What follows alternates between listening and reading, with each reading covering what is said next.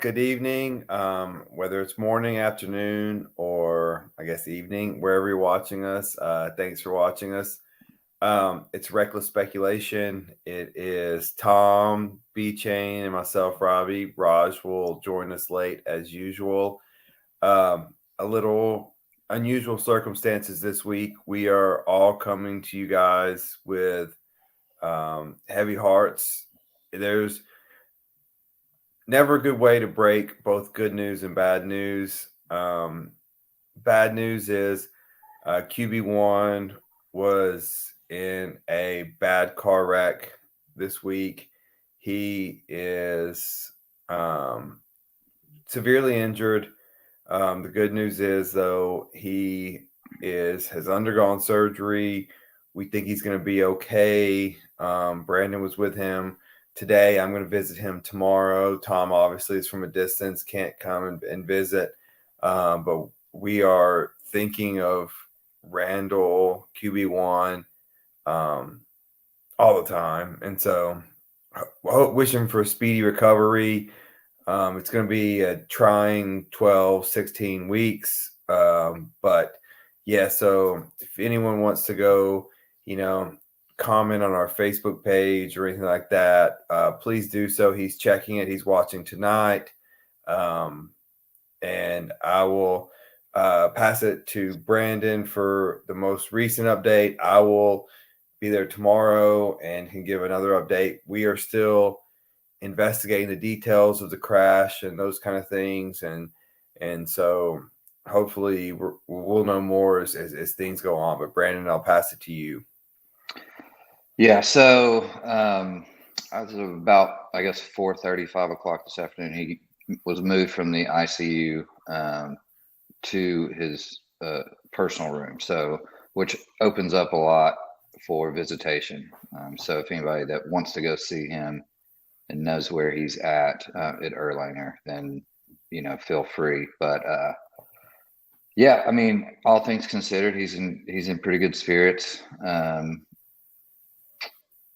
Thank God that his daughter's okay and her Yes. friend, both of them were also with him in this crash, and they're both okay. I think Annalie had a minor concussion, and the other girl just had some, bumps and bruises, but, both pretty banged up, mentally, and somewhat of a traumatic event for them, being younger kids. So, pray for them as well.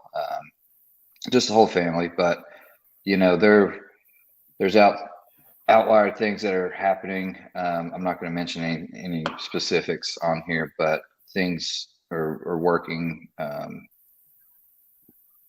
in the good side for him to be able to, stay and get the care he needs, and then also for his daughter to be taken care of.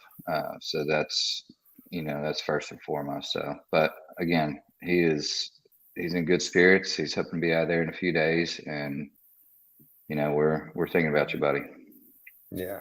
And Tom, I know there's no more helpless feeling than waiting for people to give you information via text. And so you're like, please let me know. So just kind of walk me through like your experience through this. And we all know how much Randall means to all of us, but just kind of walk me through how it's been like you. Well, I was sitting at work the other morning, and yeah, I do go to work. Shocker there. And I get this text message from Robbie. Well, at least he's alive. And I mean, that was like the opening thing. And so I was like, kept reading and shocked. It's the last thing you expect to hear from somebody that, means a lot to you, and someone that's been a huge part of your life in the last year and a half, 2 years.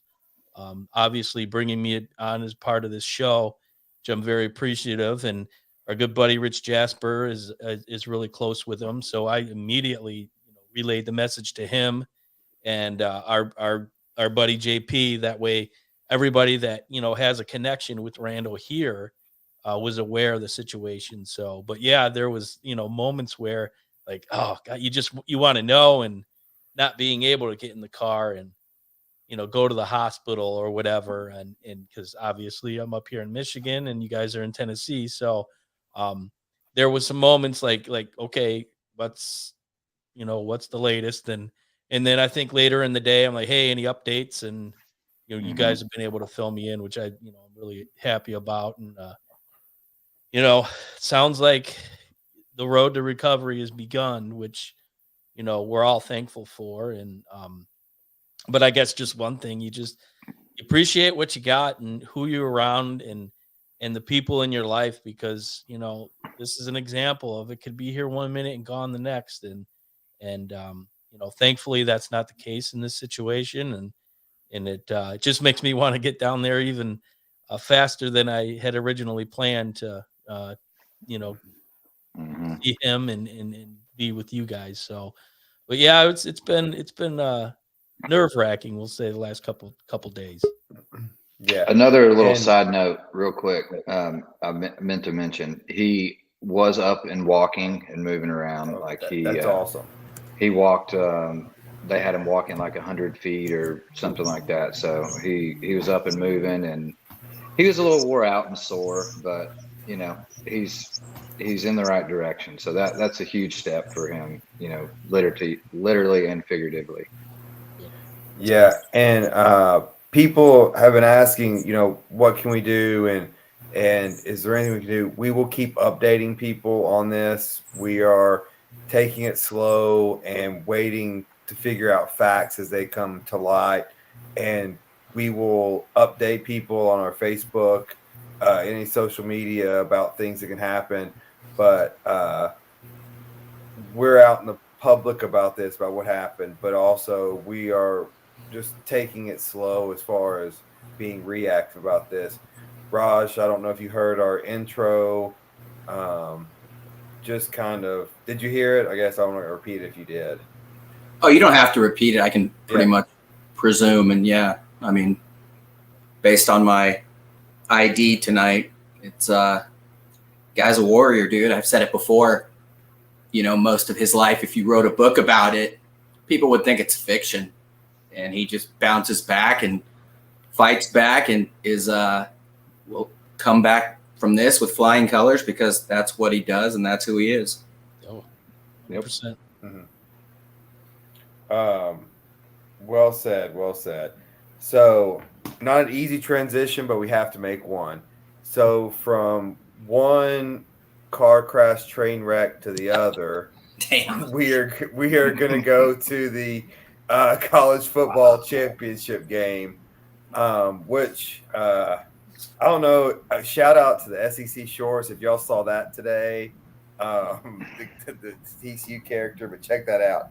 So, look, we're not going to spend a whole lot of time on this topic. There's not much to say. Good God, this is what happens. But all right, so this was the worst bowl game by margin ever. Just bowl game, much less the national championship, much less in an indoor stadium where rain can get in, which I'm still baffled by that. A $5 billion indoors. Yeah, $5 billion. It's not entirely indoor. There are gaps in the roof, but yes. And there's no drains in the walkways, and hard concrete that just completely slippery, like people carting on stretchers. Yeah. So Tom, we'll start with you. 2 questions. How long did you stay engaged? How long did you watch? And what was your biggest takeaway? Well, before I start, I will say, I don't know how Michigan lost to that team. I'll just leave it at that. Embarrassing. I lasted till about the 2-minute mark of the first quarter. I knew at that point, I think it was 24-7. And TCU looked scared, completely scared. They looked like a deer in headlights. Complete different team than they were the week prior.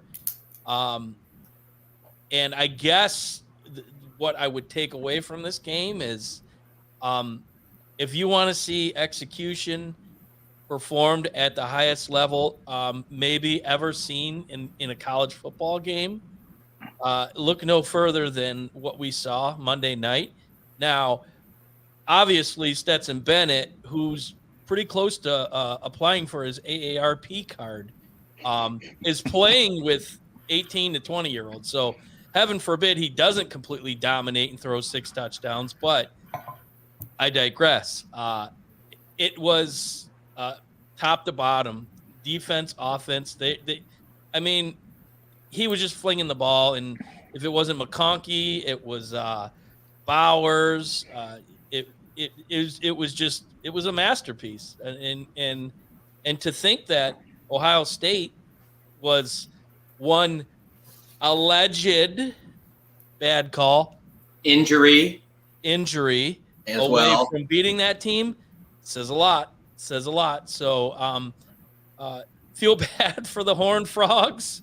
I don't think that was a good representation of who they really were this year, but wow, just annihilation and nothing really more to be said about it. All right, Raj, what do you think? How long did you watch, and what was your takeaway? I was into it in the first quarter, and then I watched up until halftime. And I had it on early into the third. I think then I watched something on Netflix. I don't know what. The one word I wrote down as well was execution. They did what they want. I think the most startling stat to me was 8 different guys had carries in that game for 254 yards at almost 6 yards per carry. That's phenomenal, including like Bowers and McConkey, who, by the way, is not related to Phil McConkey from the Giants in the late 80s. You guys aren't old enough. Most people are not. You are. Randall was 34 when that happened. But I know that because one of our babysitters is related to Phil McConkey. To Lad McConkey. And then when she told me she was not related to Phil McConkey because she has no idea who the hell Phil McConkey is, and I just like saying McConkey. I was just going to say. It's fun to say. I mean, try it. I was very disappointed. But no, I mean, that was remarkable. 600 total yards to 200, the stats, but I just couldn't believe 8 different guys had carries for that many yards. I mean, that's just embarrassing. Side note, USC has the offense, in my opinion, to get there next year. I think most people agree with that, especially with their transfers. On defense, they've gotten 6 transfers that are quality transfers from different places, a la TCU.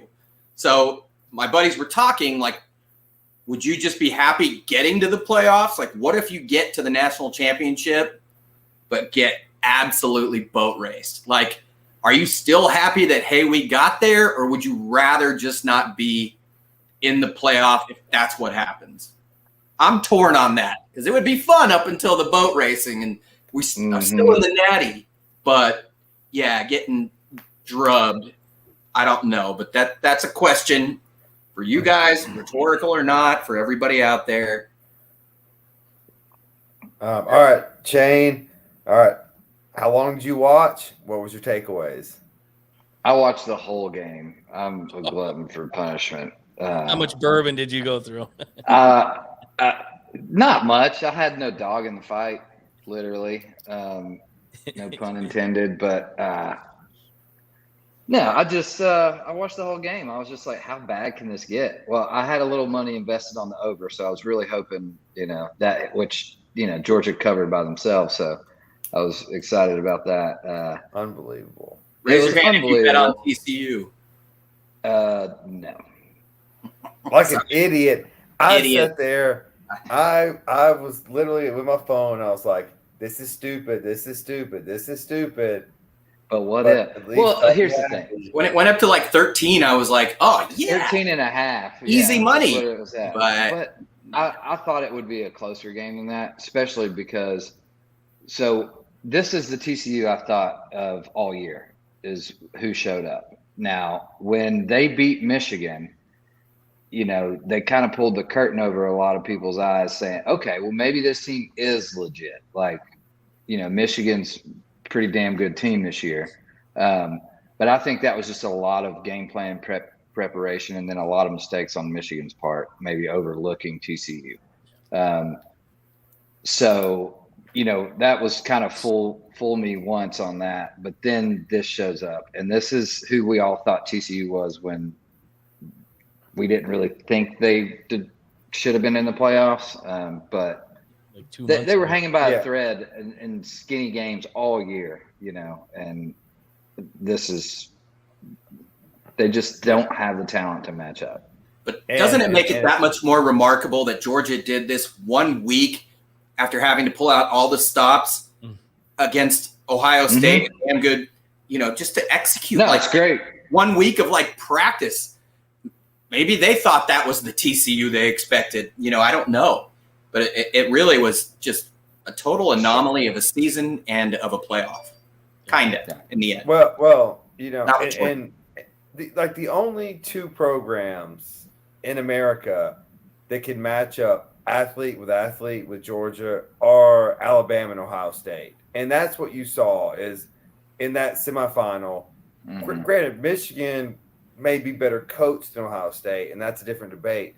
But athletes to athletes, it's those 3 teams right now. Now that may change, but those are the 3 teams right now. We're not going to get into who deserved to be in because that's been talked about. But I want to talk about moving forward real quick. Georgia won back-to-back. Georgia lost 15 players in the NFL the year before. Just came back, went undefeated. What do we expect from Georgia moving forward? And if I give you Georgia versus the field right now for next year, who are you taking? Georgia's got a very easy schedule. Remember, Georgia was supposed to play Texas in the opening week. The SEC changed that because they think Texas is going to be a conference game now. So Georgia, they have Alabama or they have Tennessee on the road next year, and I think they have Auburn at home. That's really it for them. Tom, we'll go with you.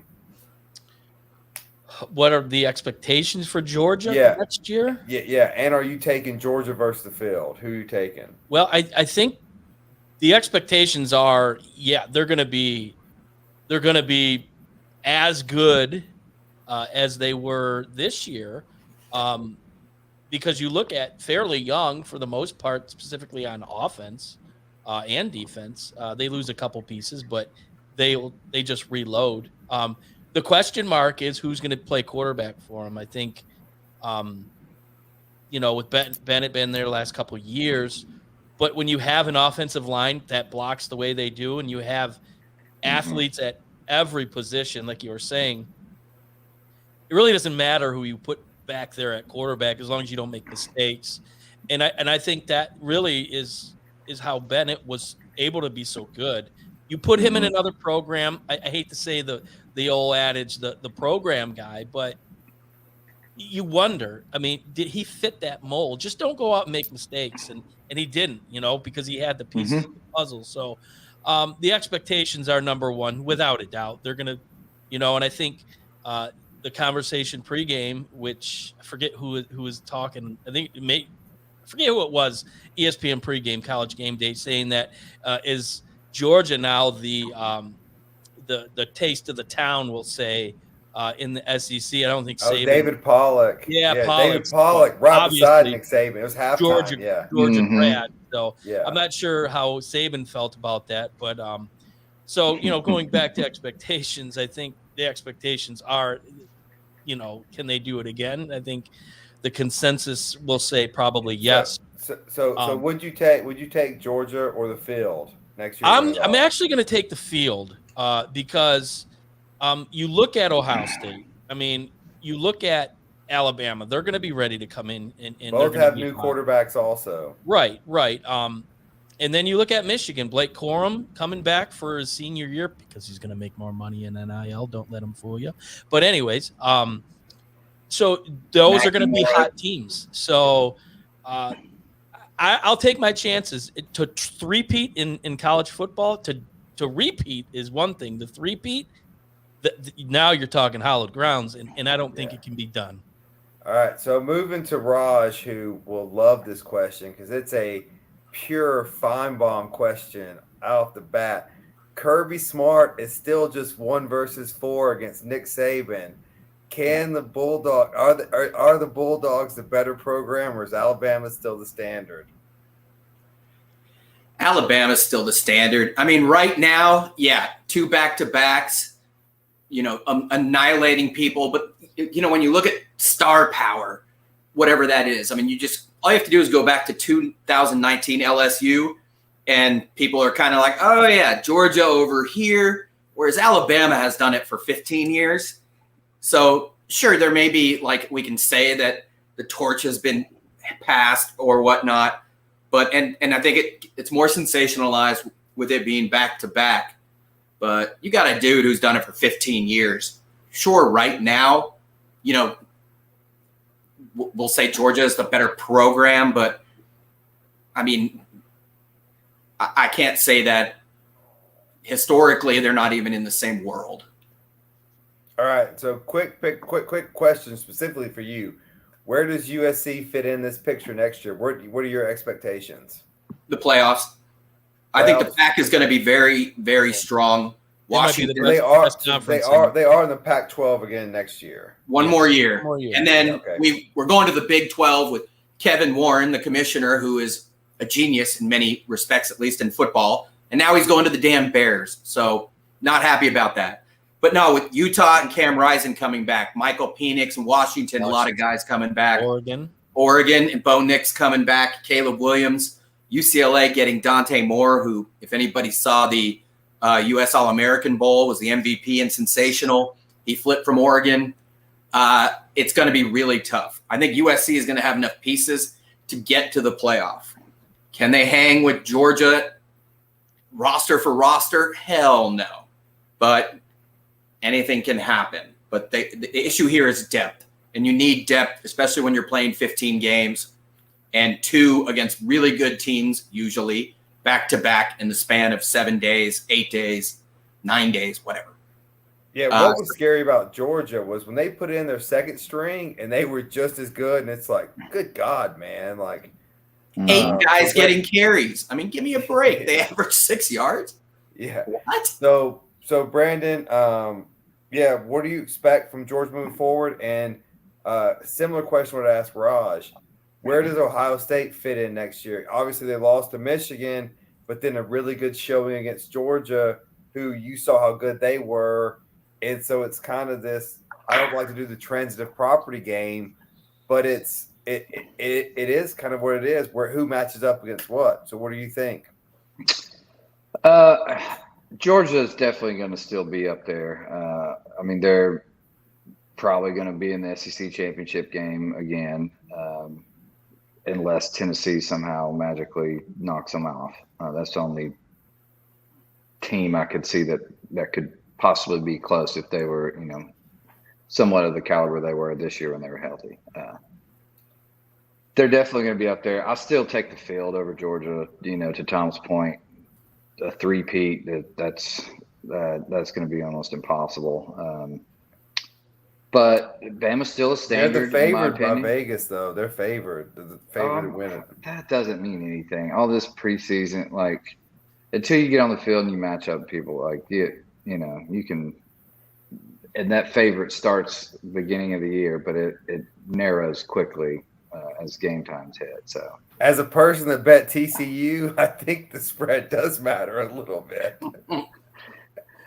Well, that was again, TCU pulled the wool over a lot of people's eyes, including Vegas.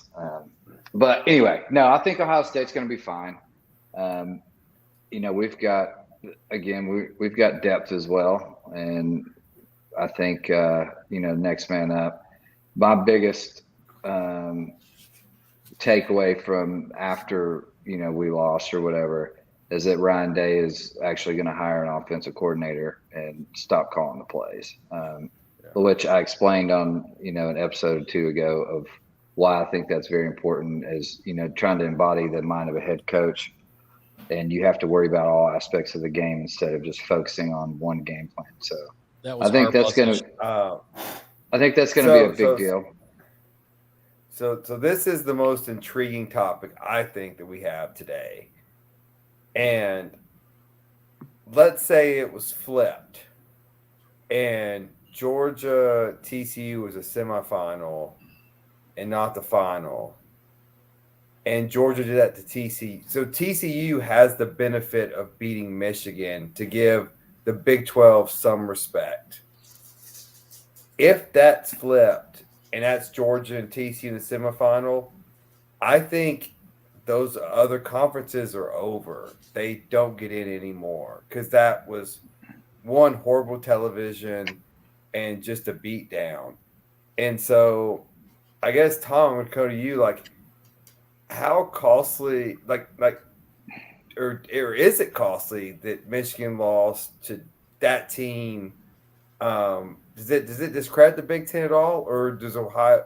And I'm kind of contrasting y'all and comparing y'all to helping each other, or did Ohio State's close loss to Georgia kind of help the Big Ten in a way? Yeah, is it a bad look for Michigan and the Big Ten for them losing, considering what TCU did in the finals? Sure. Does Ohio State going in there and 95% of that game, 98 probably percent of that game, they led and a lot of it they dominated. Kind of bring it back? Sure, it does. Will we see two more Big Ten teams? Obviously, there's only one more year with the 4-team format. So will college football, will they do that again next year? My guess is probably not, because I know they took a lot of heat, and obviously the day after Michigan and Ohio State go down, the talk of the town was Big Ten's overrated. You hear it all the time. This is why you can't have two Big Ten teams in. But the reality is, did Michigan deserve to be in? Yeah. Did Ohio State deserve to be in? Yeah. Is it a knock on the Big Ten? Either one. I think it's undisputable. Either one of those two teams would have given Georgia a better game. Oh, of course they would have. Yeah, they're just better athletes. But going back to previous shows, I don't see them doing it any other way that they did it. Unfortunately, that's the way the cookie crumbled, and that's the way the positioning came down. But hindsight, would they do it differently the next time? Probably so. But I mean, Ohio State kind of saved the Big Ten, I'll say, as tough it is for me to say that, but because it's just a bad look for Michigan. But Ohio State played well. And so let me pose this question, and I'll toss it to Raj with this question asked. Tom, you said they won't do it differently. I tend to disagree because why they will possibly do it differently? To get TV ratings. Oh, yes. True. And so, Raj, what do you think about that? TV ratings, so like they did the most deserving for this year, and that's fair. I think that's the agenda. But moving forward, is it going to be television the most exciting for? I sure as hell hope so, but in this meritocracy and everyone trying to save face and social media and getting called out, I mean, just be prepared to rationalize whatever your decisions would be. But yeah, I mean, they better come up with some sort of metric or algorithms or something that can end up, like I said, rationalizing their decisions. But yeah, I mean, how do you not, again, meritocracy, win on the field, blah, blah, blah. That was NCAA's and specifically ESPN's worst nightmare. They still hold it on Monday. Stupid. But why? The NFL. Yeah. The championship playoff games on the 31st. It was a Saturday, right? Raj. Can you explain that? Can you expand on that to all the people that we get tweets and things about why isn't college football played on Saturday? Can you explain the NFL versus college football and how dominant one is versus the other? I mean, the NFL has higher ratings on like a regular Sunday than the World Series. Any other sporting event, it buries them. And this is just like an average Sunday. Jacksonville at the Jets is going to outdraw viewership in any sporting event in their playoffs. It's frightening. They are a monster. They make more money than God.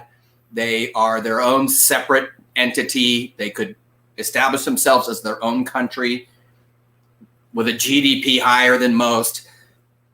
Dude, you just cannot touch them. And that's why no other sporting event bothers. I mean, at least college football is generally smart enough not to go against the NFL. It doesn't mean you can't position your games accordingly and work with them. You know, you don't want to go head to head on some things, but yeah, they're certainly afraid of what would happen, and rightfully so.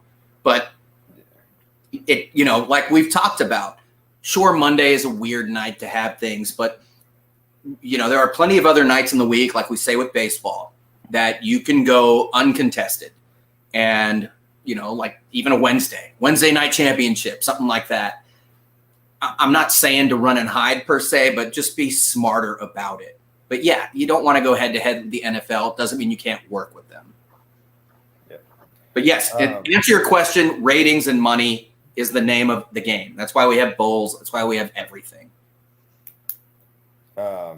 Brandon, what do you think about TCU and where's their standing in the sport now? And Vegas, if Vegas selected the teams, it would have been Georgia, Michigan, Ohio State, and Alabama, which would have been it comes down much more competitive field. It comes down to the question that we have to ask ourselves: what the community is really trying to do, and what they should do, and that is: are we trying to get the best 4 teams in, or the best 4 deserving teams in? And as of right now, they're trying to pacify everybody because it's a catch-22. You're going to take crap for whatever decision you make on the other side. So, but I think they're going to reconsider next year after this debacle of, you know, ratings and what a beating this was as a national championship game. Again, the TCU Michigan, you know, slip ups happened. We saw Georgia, the same Georgia team earlier this year, struggle a little bit against Missouri and almost lost. So, you know, Penn State. Exactly. So it can happen, but not to say when it comes down to it, and you've got elite athletes on top of great coaching.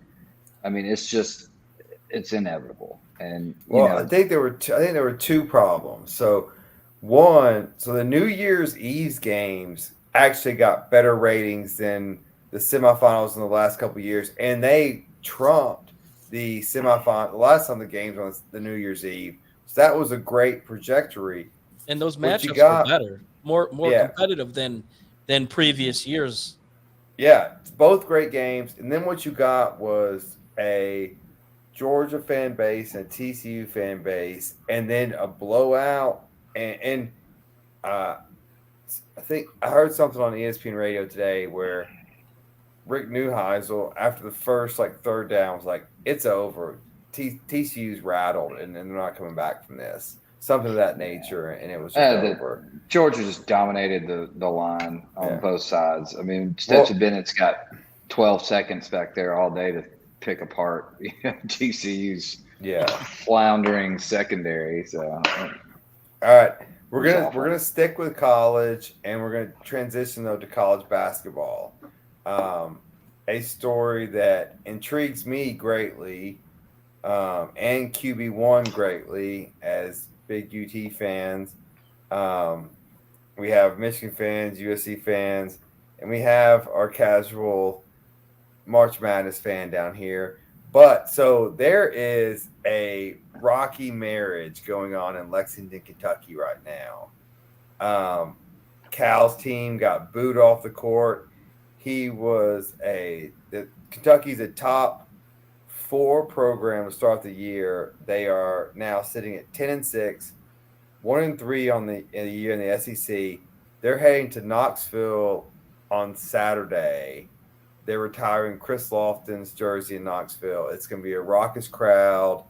Don't know what the spread is yet. Ken Palm has it at 13. If it's 13, I'll bet the Vols. Kentucky's got an 11% chance of winning. This is bad news for Calipari. Raj, I'll start with you. sometimes good marriages end in bad endings. What are your takes on this, and have you been watching this, and what do you think is going to happen? Yeah, so I didn't know that extent until I saw that article about the fan holding up Cal should go to Texas, and in true conservative state form, sorry, I couldn't resist. He was booted out of the arena. We don't observe free speech here in the South. No, man, no, exactly. Well done. Censorship at its finest. Being said, controversy aside, you got a guy who's won 77% of his games, over 800 wins, 300 wins in Kentucky alone. I think back to people calling for his head in 2013 and 14 when Kentucky was an 8 seed in the NCAA tournament, and they made their run to the finals, and then everybody shut up in Lexington.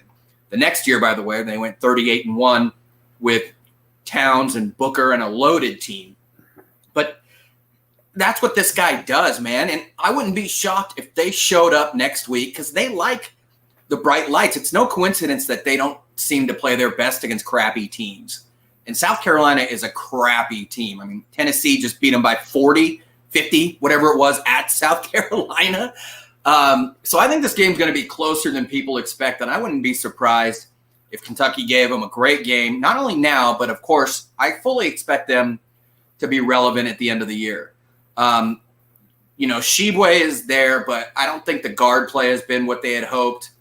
There's a freshman, Cason Wallace, the senior Antonio Reeves. Like, the guard play is not great, but they will come together and they will be better. It seems like people only start, listening to this talk out of Lexington or even speaking about it when they're 10-6, which for a lot of programs, that's amazing. So your prediction is next year Cal will be at Kentucky?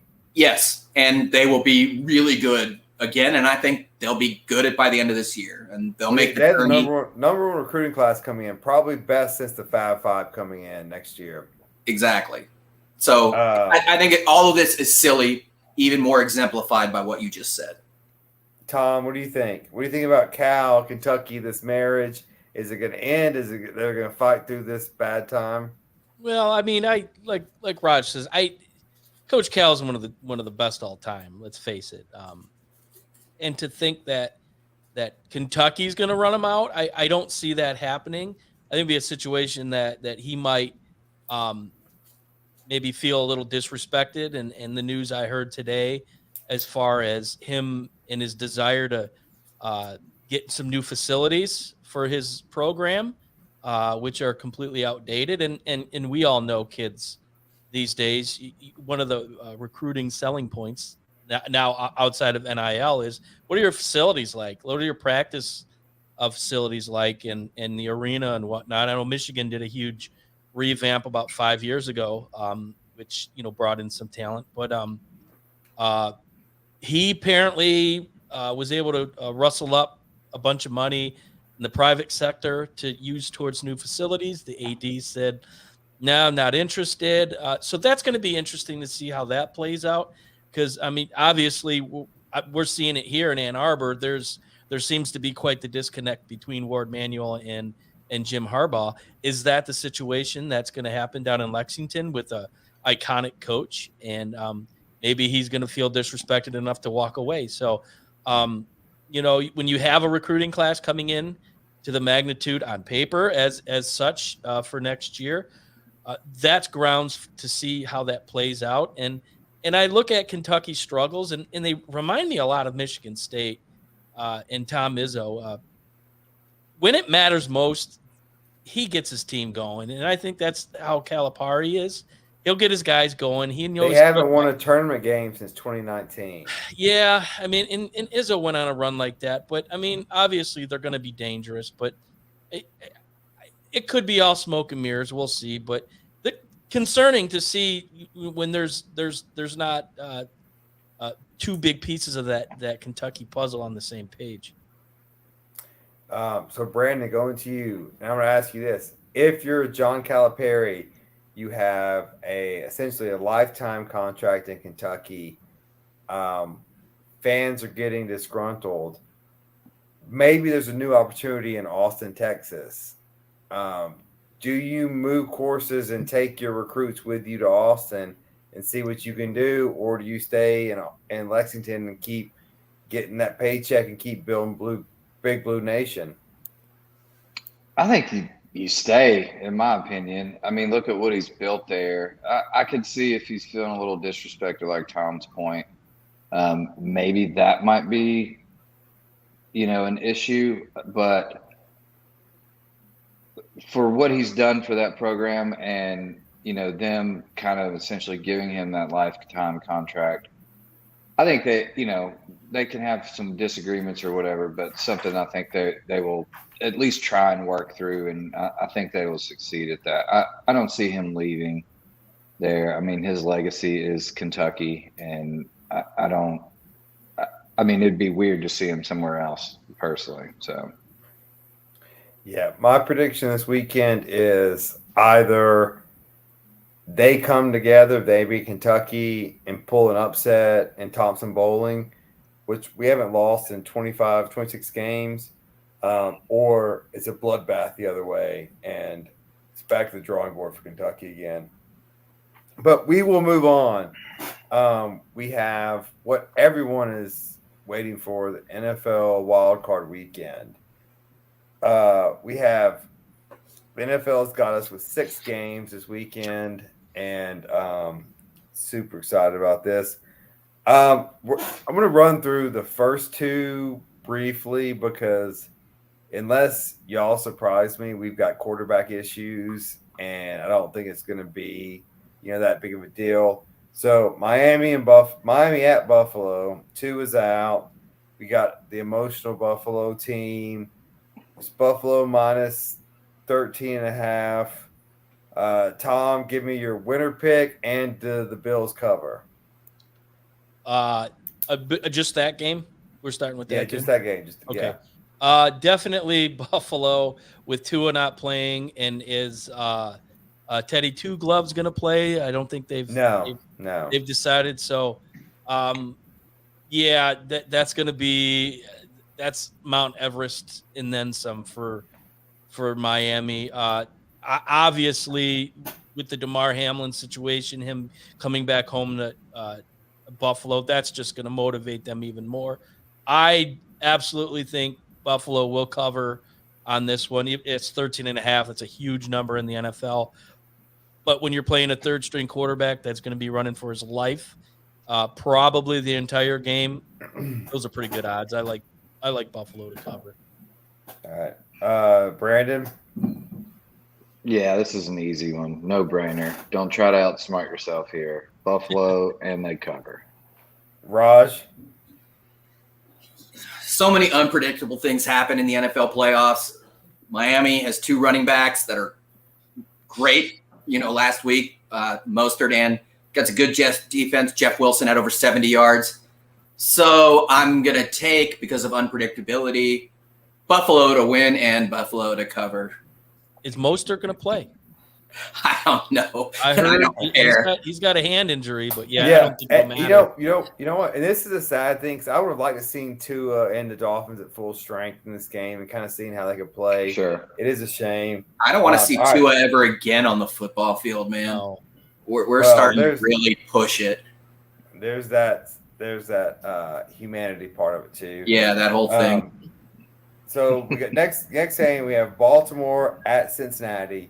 Again, Lamar out, Hundley looking not like he's going to play. Another rookie quarterback first start against Cincinnati on the road. Baltimore is plus 9.5. Brandon, what do you got? Again, I like the favorite here. Joe Shiesty is going to show up, and I think, to be honest, I think they might even win by 14 or more. This Ravens team is a disarray. They have no idea if Lamar's even coming back next year. There's a lot of internal problems going on in that locker room. It's going to the Raiders. That's right. Could be going to the Raiders. Raiders. Yeah. It's, again, don't overthink this one. Raj, what do you got? Dude, I don't know. They played each other last week. Same quarterback. It was an 11-point game. You know, this is a team that just made it to the Super Bowl. I'm tempted to take Baltimore to cover, maybe lose by a touchdown, but that's just overthinking it. And as Chain says, don't overthink it. But this would be the game that I would not be surprised if a bad team covered. All right, Tom.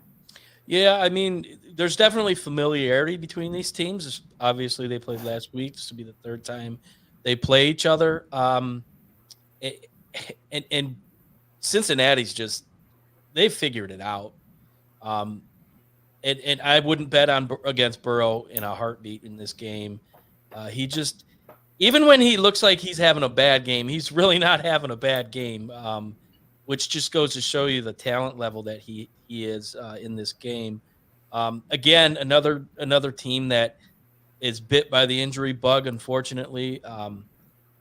If Hundley is there, does he give them, a half a chance? Probably not. I just think that crowd's going to really get behind Cincinnati.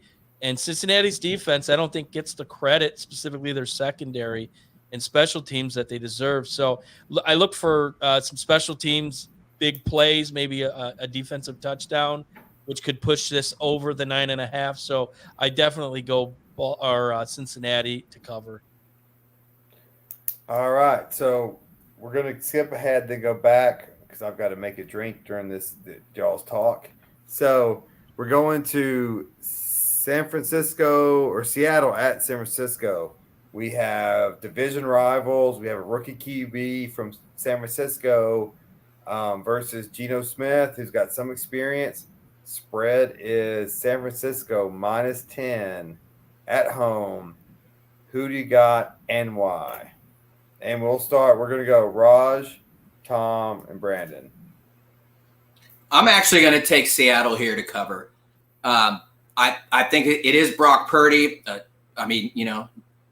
Mr. Irrelevant.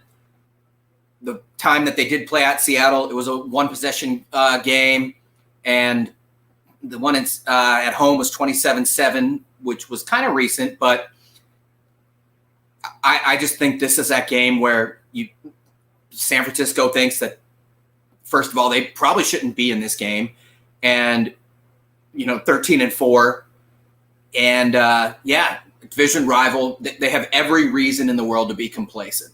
So I expect Seattle to cover, but San Francisco to win. Yeah, Brandon, Tom, who's next? Yeah, Tom. I'll go. Thanks to my Detroit Lions beating the Packers last week. Man, what a game! proud line, one pride right here. But anyways, next year, baby. Seattle gets in. They did what they had to do. Obviously, thanks to a lackluster Rams offense, they get a second opportunity in overtime and go ahead and make that kick. But San Francisco at home is tough. San Francisco, since they got Christian McCaffrey, undefeated. Defense, number 1 in the league, although they have kind of tripped up a little bit the last couple weeks. Is that them kind of looking, beyond? Who knows? But I don't know if I trust Geno Smith. I definitely don't trust that offensive line because he was scrambling for his life last week, albeit Rams have a pretty solid defensive front. But Brock Purdy has come in, obviously, said Mr. Irrelevant, maybe one of the greatest Mr. Irrelevants, in the last 10, 15 years. 10 points is high. That's a lot. To a team that, for the most part, is healthy. They got Kenny Walker back, and obviously he rushed for 1,000 yards this year. So I'm going to take San Francisco, and I agree with you, Raj. I think Seattle's got enough defensively to keep the game within reason. So the fact that Seattle does have a running option, and they've got Tyler Lockett, who is kind of the X factor, and Geno Smith, he's efficiently number 1 in the NFL downfield this year. Hard to believe, but that kind of weaponry is enough to kind of make you think that 10's a little bit high, even though it's a road game. But I do think Seattle covers here, not by much, but give me San Francisco and Seattle to cover. All right, Brandon. Yeah, I mean, you guys both said it well. I totally agree with the analysis there. I think it's going to be a little bit closer game than that, what they're projecting. I've got it at 9.5. I think Robbie said 10. I think it's, within 6 points to a touchdown game here. But I do like Mr. Irrelevant and the 49ers to win this game for sure. They're on fire. Everyone likes Seattle to cover, but everyone likes the Niners to win. Yeah. All right. Take that to the bank. All right, so let's get to some of the more interesting games where we're going to get a little closer. We're going to Raj's favorite LA team, the LA Chargers, going to Jacksonville, which is a great matchup of fan bases that just really love their teams. But at least we have a healthy game going on here. So we have Lawrence and Herbert, two up and coming quarterbacks. The spread is the Chargers on the road -1.5 from when I got it this morning when I was making up this list. Tom, what are your thoughts? Who do you like? What are you putting your money on? Well, I'm going to say one of my biggest complaints about Brandon Staley in the last 2 years is he tends to get a little bit too cute. Last year, going for it on fourth downs seemed like every other game that bit him in the butt. He's like a drunk guy playing Madden is what he's like. The dead man walking, man. Absolutely. Yeah.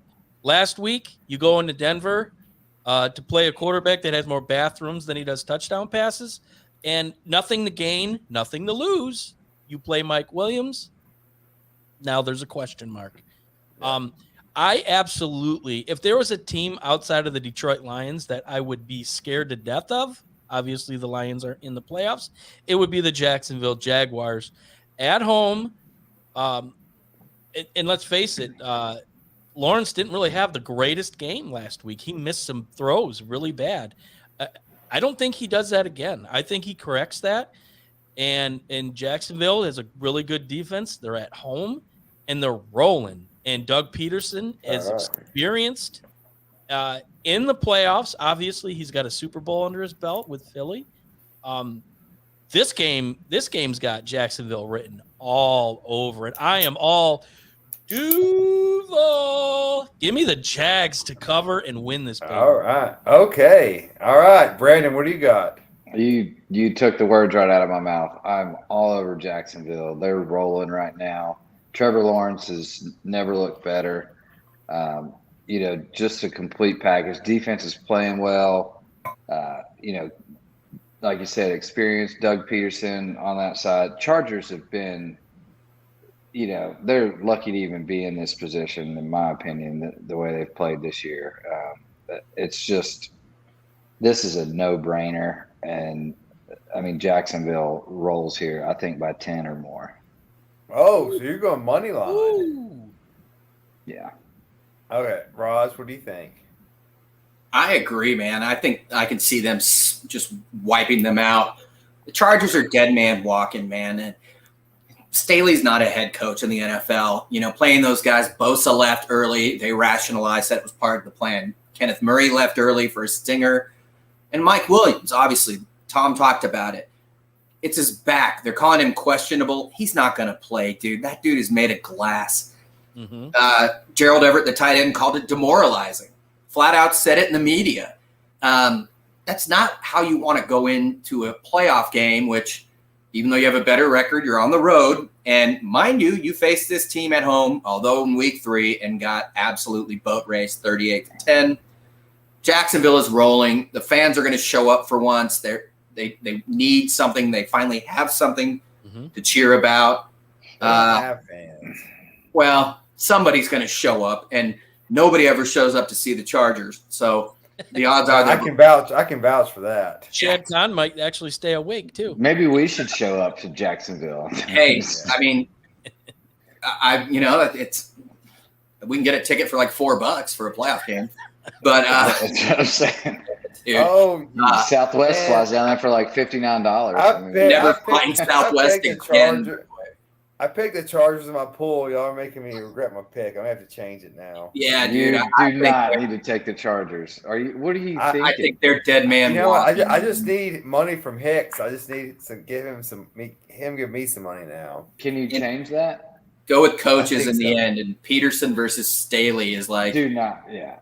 Kirby do not Smart take the versus Chargers. what was that old Tennessee coach, Derek Dooley. Yeah, $108 gets you into flash deal. $89 on Game Time gets you into the playoff game down at what is it? Jacksonville. EIAA. that's like 50-yard line. They do have a sweet pool in the end zone though. There is I'll a tell you sweet that. pool. I've been to And a then they have a concert. curb cam in there where it's like underwater. Yeah. You like the curb cam? all That's right. going to be the best part. But yes, I'll take Jacksonville definitely. All right, so now we're moving towards the New York Football Giants at Minnesota. So this has been the hardest game for me to pick because I don't trust Minnesota. I don't really like the Giants, and so I'm kind of in no man's land. Minnesota's -3. Brandon, we'll start with you. Who do you like and why? Give me Danny Dimes all day on this one. Okay.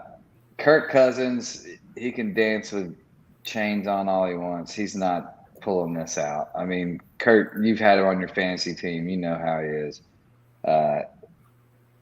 The Giants, again, another team that came out of nowhere. They're healthy. Danny Dimes is playing well, and they got one of the best running backs in the league, in Saquon. So I like them to come in. He was also on my team. Yeah, well, I don't know how you screw up your team every year, but somehow you manage. It's talent. Yeah, it's quite a gift you have. Yeah. But no, I like the Giants here. The Vikings, again, were another team that, they're just so unpredictable and inconsistent. And I think this is another game they cave. All right. Tom, what do you think? Well, looking back, I think it was week 15. New York goes into Skull Country and almost pulls it out, if not for 61-yard field goal at the buzzer to win. And who knows what would have happened to Minnesota at that point. But this game's tricky to me. You've got a kind of a tried and true offensive coordinator in Brian Daboll, who's done wonders with the Giants this year. The thing that scares me is obviously this is Danny Dimes, I think, first time in the playoffs. The last 6 weeks, really, Saquon has not really amounted to a whole lot. He hasn't been a factor in this game with the team. So that's a little worrisome. On the flip side, Dalvin Cook hasn't been consistent. I do not trust Kirk Cousins in a playoff game, in a big-time game. He scares me. But with that being said, Minnesota. You can't trust Kirk Cousins if he's the guy carrying your luggage from your car to your room. You just can't trust him in any situation. Right. But I think the difference in this game really is the crowd noise. How is that crowd noise going to affect, really a young first-time playoff team going into this? Obviously, they have the experience, but the playoffs are a little bit different. I could see a carbon copy to the game we saw, a month ago with a ridiculous kick to win it. But since Minnesota's at home, they've kind of been playing loosey-goosey, and I think they got a lucky draw with the Giants. So I will take the Vikings. 3 seems about right. This is going to be probably the outside of the 2 games that the third stringers are playing. this might be the snooze fest of the weekend. This might be get your nap in and then recharge because it's going to be a boring game. Minnesota. This is just Tom trying to be like, look how good the Vikings were. The Lions should have been in the playoffs because they played with the Vikings. Let's face it, the Lions shot themselves in the foot. I think it was week 3. That's all this is. The Vikings are good, so the Lions should be good. So yeah. Next year, baby. Next year since 1957. Yeah. Raj, what do you got on this one? Hey, Tom, who's got the worst defense in the NFL statistically in the regular season? That would be my Detroit Lions. Now, who's got the second worst defense statistically, yardage-wise, in the NFL? That would be the Minnesota Vikings, probably. The Minnesota Vikings. When you look at the Vikings, I think most people realize they're fool's gold and they're 13 wins. I think 3, maybe 4 are against winning teams. One of those wins was against the Lions, which, they shouldn't have won that game. There's no way. Shot themselves in the foot. Before Detroit realized that they can win games. Mm-hmm. And another one was against Miami without Tua. And so facing Bridgewater and Skylar Thompson. Mm-hmm. So another one was a miracle, the one at home against Buffalo, which is still kind of inexplicable. So I think this is fool's gold. And what's one way to take the crowd out of the game is to grind down the other team. Get first down after first down and move the field, use up time of possession. And that's what the Giants, when they're right, that's what they do. Mm-hmm. And I agree. I think this is an upset. I probably am overthinking it. Minnesota may come out and just go up 28-0 at the half, like sometimes teams at home do in the first playoff game. But I'm going the other way. I think they're fool's gold, and I think the Giants are a more physical team. And I try to listen. Sometimes I zone off. But also one of those wins for the Vikings was that 33-0 comeback against the non-coach Colts that are trying to lose. Oh, yeah. So that's another win. Yeah, that's that pretty much explains all of their wins against winning. Well, that wasn't a winning team, but miracle. Yeah, it was. Yeah. All right. So probably biggest one of the weekend is going to be, I guess it's on Monday Night Football, Dallas at Tampa. So we have, as we know, the storylines, Dak against Brady. You have all Dallas's talent versus just the GOAT and his ability to win at home. And will he not go out like this? The spread is Dallas -2.5. Raj, we'll start with you. What are you looking for? What happens, and how does this end up? Why is it only 2.5? Is it? I don't know. I mean, all I know is I had Brady in our fantasy league, and then the last freaking 4 weeks, month of the season, he starts going off. Is that why? And those were against bad teams. How did you end up in the fantasy league, by the way? I have no idea. Actually, I stopped, dude. I beat Blake in that last game for that would be second to last. Oh, whatever. Whatever. I'm happy. You ended up 11th. Wasn't last. I think you ended up 10th, Robbie. So I don't know what. I ended up 9th. I beat you. No, I beat you. I'm still defending. I was 9th, 10th, 11th. Okay, yeah. I'm still defending champ, dude, until this season's over. Oh, no, is it over? I don't even know. Yeah. Who won? Alan won. Oh, wow. That's surprising. Well, this is a total anomaly year. Runner-up in my Okay, I'm no longer defending champ, rats. No, I mean, I know a lot of people, like Rich Jasper said that Tampa Bay wins, and, Dallas is known for choking, but I don't know, man. I really like Pollard. They have so much talent and speed, and they have Micah Parsons, and that guy alone is going to confuse old man Brady, I think. Never count that guy out, but I'm going Dallas. Brandon. This one's a tricky one.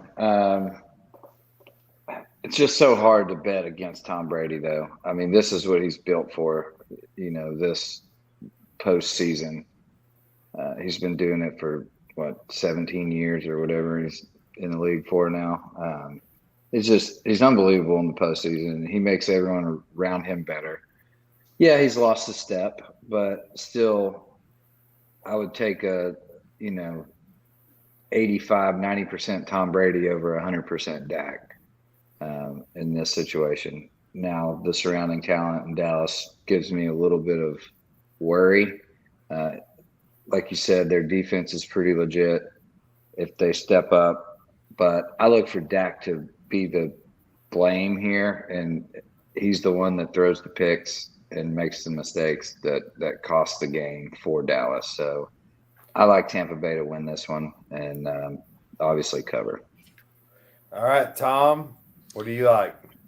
Brady is 7-0 against the Cowboys, and there was somebody was mic'd up over the weekend game, and they're like, "Yeah, you're 7-0 against Dallas," and he's like, "Yeah. How did you know?" And there was a backup. So I was looking it up. Blah blah blah. So, two things: Brady and his experience, and Dak Prescott. I absolutely do not trust Dak Prescott.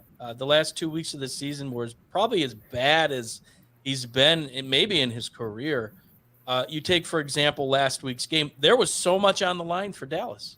They had the potential to get the number 1 seed if the Cards would have played right, and they lose to the Commanders 26-6. Just flat out looked bad. There was a play where throw over to the right side, the defender drops it. Very next play, pick 6, same guy. So I just don't know if Dak's head's in the game, if there's a lot of pressure playing in Dallas. But yes, Micah Parsons there. They have pieces. They have all the talent in the world on paper, but they just haven't been able to put it together when it matters most. Tampa, yes, like Raj said, Brady decided, hey, I'm going to start playing. He got that rhythm back with Mike Evans, the long ball. So I feel like at 8-9, as pathetic as that is, and I don't think the NFL needs to figure this out, to have an 8-9 team be the home game is absolutely unacceptable in my opinion. But they're rolling. So at the last probably 3 weeks, that doesn't represent their record because they played really good football. And when it matters most, Brady is going to step up. I mean, obviously, last year against Stafford, what he did was a thing of beauty. Of just falling short, which is why he came back this year and divorced, anyways.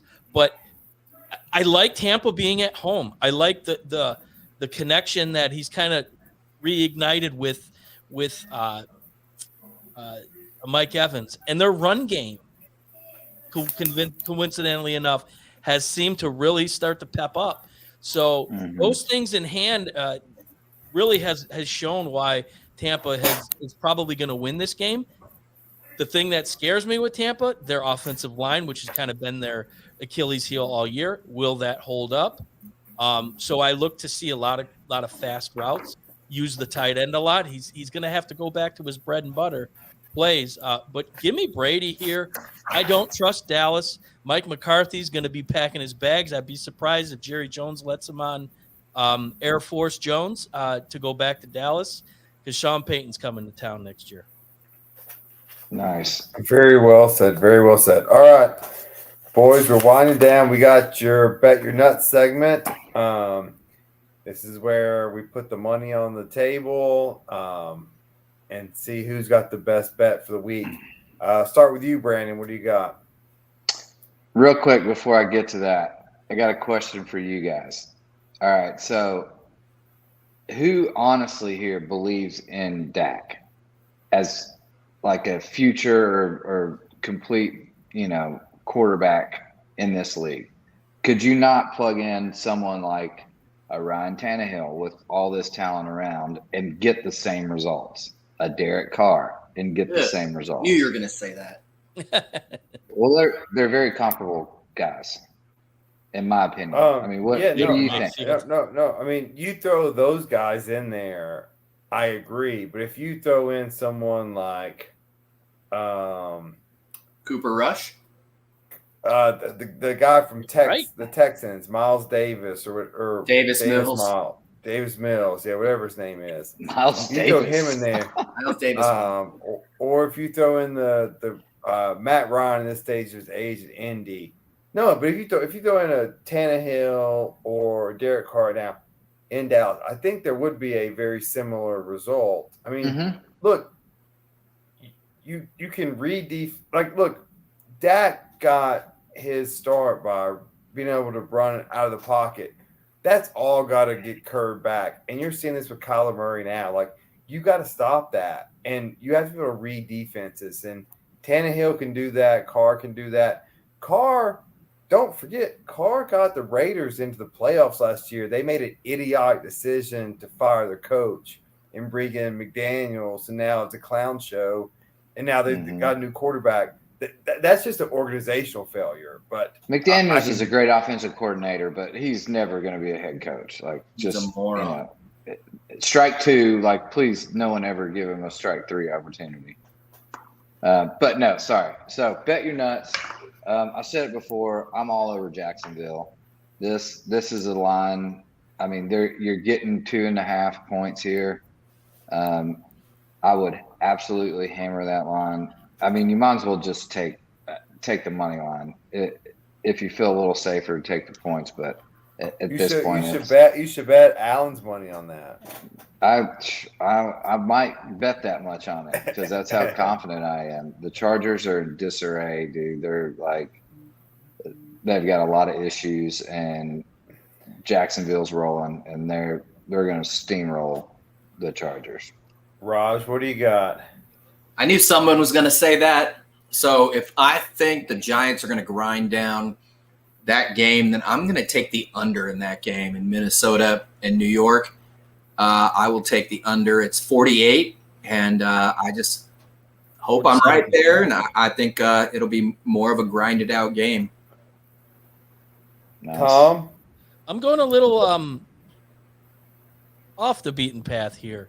I'm going to stay home in Ann Arbor, and I'm looking at some odds right now that the kookiest coach in all of college football, Jim Harbaugh, the odds of him and where he will be next year. Right now, bookies.com, this, I don't know, website I'm looking at, has plus 225 and a 30.8% chance that he ends up in Denver.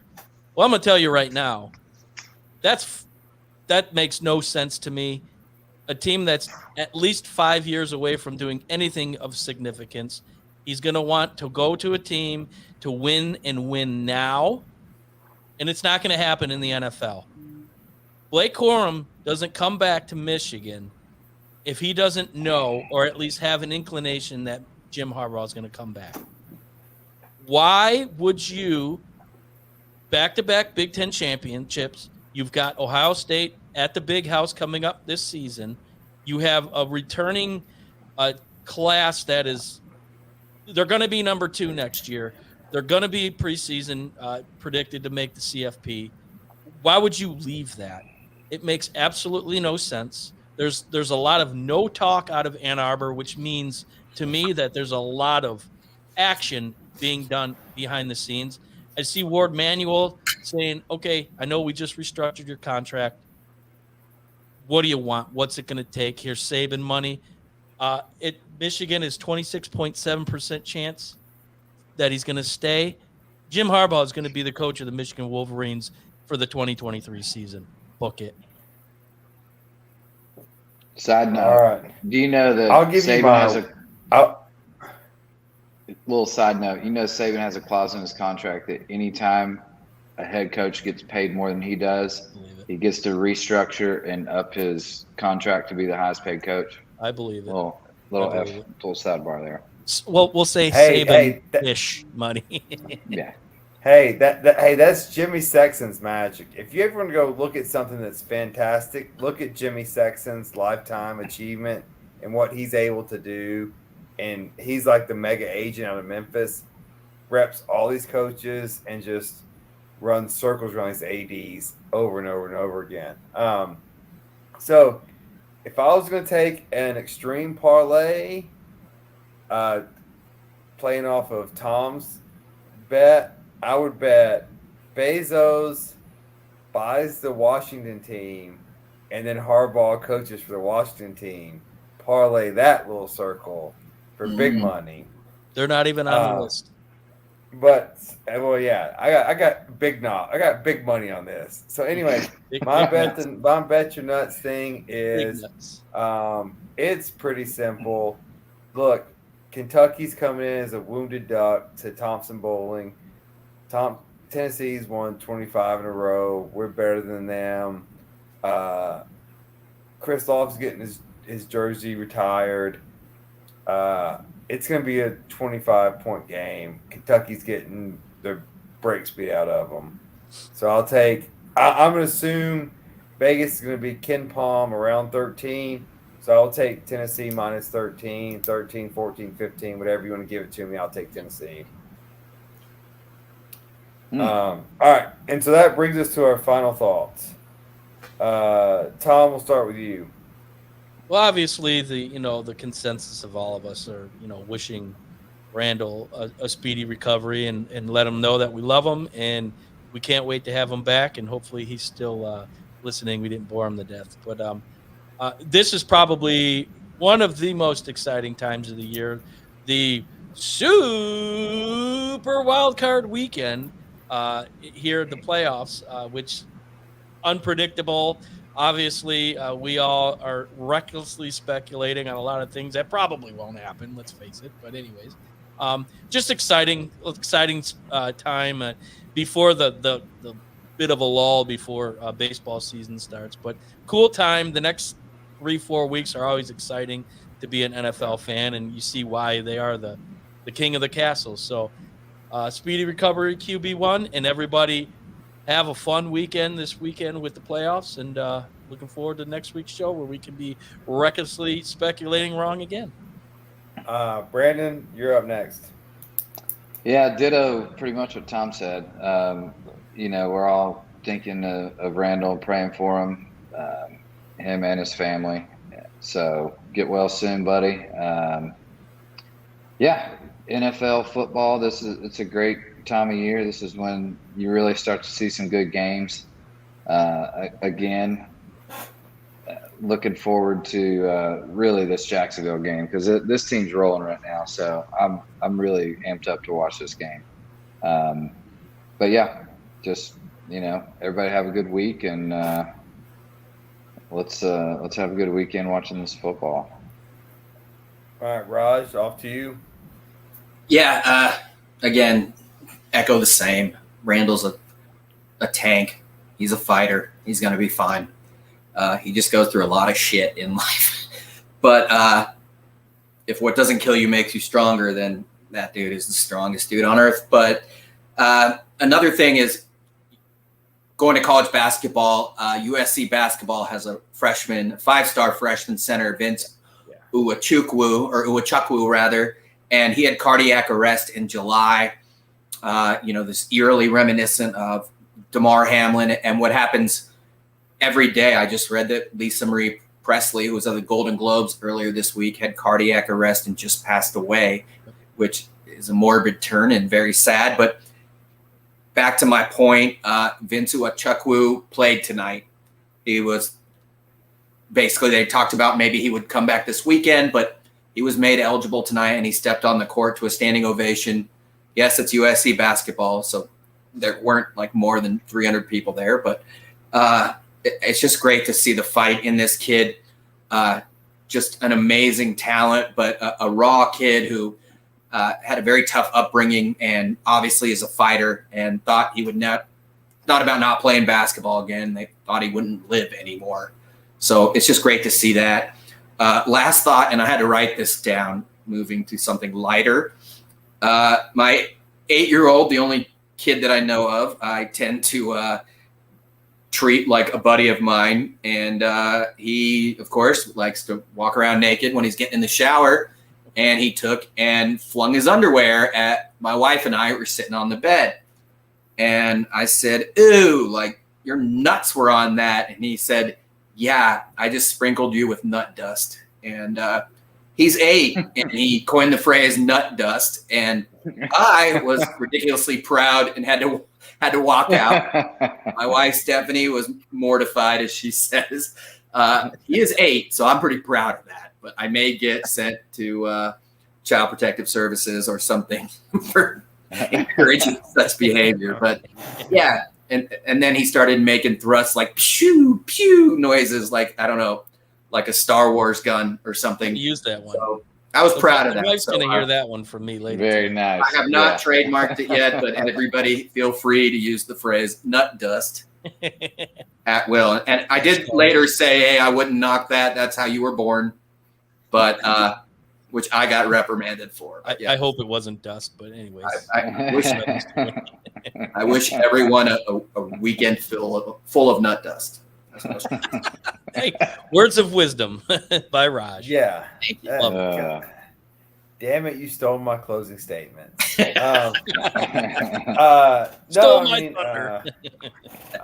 Yeah, I mean, here's the QB1. We have a collection of strangers and a collection of people that knew each other, and we all come together and talk sports. And I mean, honestly, whether this goes anywhere, goes nowhere, it's been a pleasure to do it. And this is all at his vision. This is what he wanted, and he collected us and made this a thing. And so thanks, Randall. Yep, absolutely. Yeah. Well said. Absolutely. And with that being said, I guess we're back on Wednesday of next week, hopefully. Yeah. We will have an update on Randall's health, and hopefully Randall can make a short guest appearance to show everyone he actually is alive and doing well. I hate to do this, but we have to. I guess we're contractually obligated, but please look down, like, and subscribe. And then we'll keep you updated on everyone's health. But yeah, thanks. Yep. Well said. Yep. All right. I guess with that, everybody good? We signing off. We'll see y'all next week. It's nut dust.